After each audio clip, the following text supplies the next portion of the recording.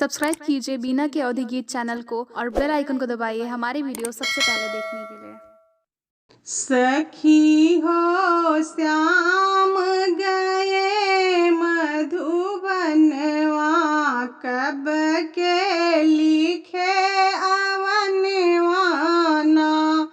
सखी हो श्याम गए मधुबनवा, कब के लिखे अवनवाना।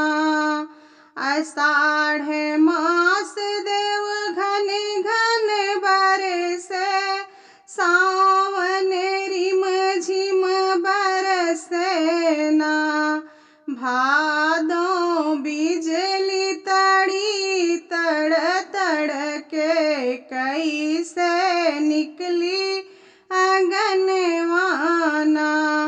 भादो बिजली तड़ी तड़ तड़ के, कैसे निकली अगनवाना। सखी हो श्याम गए मधुबनवा, कब के लिखे अवनवाना।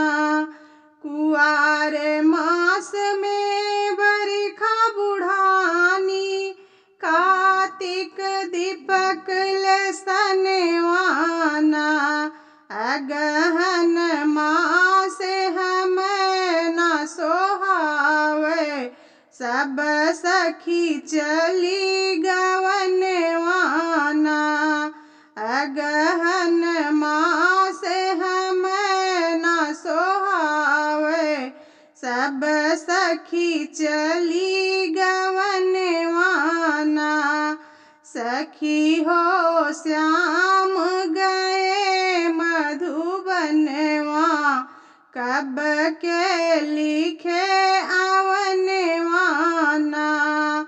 पूस मास में जाड़ा सतावे, मघवा में कांपे बदनवाना। फागुन मास देवर घर नाही, केही संग खेलूं रंगनवाना। फागुन मास देवर घर नाही, केही संग खेलूं रंगनवाना। सखी हो श्याम गए मधुबनवा, कब के लिखे अवनवाना। चैत मास में बन के रे फुलानी, बैसखवा में हरि के अवनवाना। तुलसीदास जेठ कब लागे, मिलन को तरसे नयनवाना। तुलसीदास जेठ कब लागे, मिलन को तरसे मनवाना। सखी हो श्याम गए मधुबनवा, कब के लिखे अवनवाना। जेठ ही मास बीत गबर हो महीनवा, हरि जी से भइले नियसवाना। हरि जी से भइले नियसवाना। सखी हो श्याम गए मधुबनवा, कब के लिखे अवनवाना।